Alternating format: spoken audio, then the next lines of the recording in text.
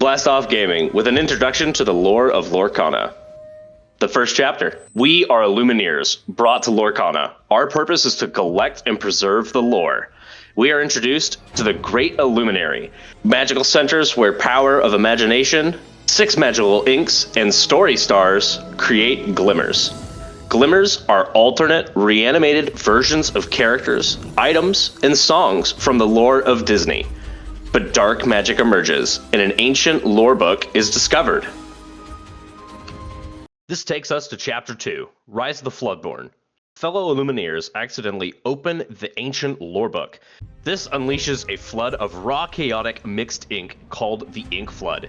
The Ink Flood transforms Glimmers into basically more powerful, alternate reality versions of their character, called the Floodborns. This is where we get Storyborn, Dreamborns, and Floodborns from in the card game.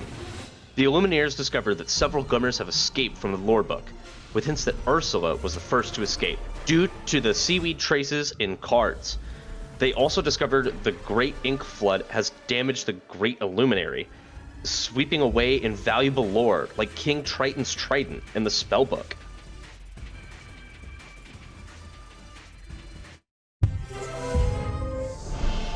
This takes us to Chapter 3, Into the Inklands. This is the first set to get lore cards, which are puzzle pieces that help tell a story through the cards. It's up to the Illumineers to figure out what happened, who unleashed such destruction, and to find the lost lore, before it gets into the wrong hands. Each card has clues that we have to put together to find the character's missing lore. To help explore the Inklands, we are moved to new location cards. We discover all the villains that escaped are up to no good looking for lore. Ursula is on the hunt now for King Triton's Trident. To Chapter 4, Ursula's Return and Deep Trouble. Ursula literally fights her alter version that has the Hexwell crown, even signing her own contract with her. Ursula is successful in obtaining the Trident, along with the Hexwell crown. The Illumineers discovered that the Glimmers are missing. Ursula also corrupted Glimmers with dark ink, creating a dark army called Entangled Glimmers. And poor Bruno is used to see into the future, to be one step ahead of the Illumineers. The Illumineers take the fight to her, and then defeat her by shattering the Hexwell crown. Only half of the crown is recovered. This takes us to sets 5 and 6, Shimmering Skies and Azurite Sea. After defeating Ursula, there's a realm-wide party celebrating the victory and return of peace in Lorcana. Illumineers discover, however, a new problem. Parts of the Great Illuinary are beginning to collapse. It's gotta be fixed, for Lorcana may cease to exist without the help. Illumineers discover Chromicons, which hold special powers for the Illumineers. These could be the key to saving Lorcana. Everyone starts looking for them. They finally discover one of the artifacts, the Ink Caster, that belonged to one of the original Illumineers. While everyone is celebrating, however, Jafar is after the crown, even hypnotizing Basil the detective to help him find pieces of the crown. The Azurite Sea. The Illumineers then set sail on the search for the owner of the hidden Ink Caster. They follow ancient maps, clues, sailing across the Azurite Sea. Big dangers. Having hopes to find the legendary, more experienced Illumineer, they can teach them how to fix the Great Illuinary.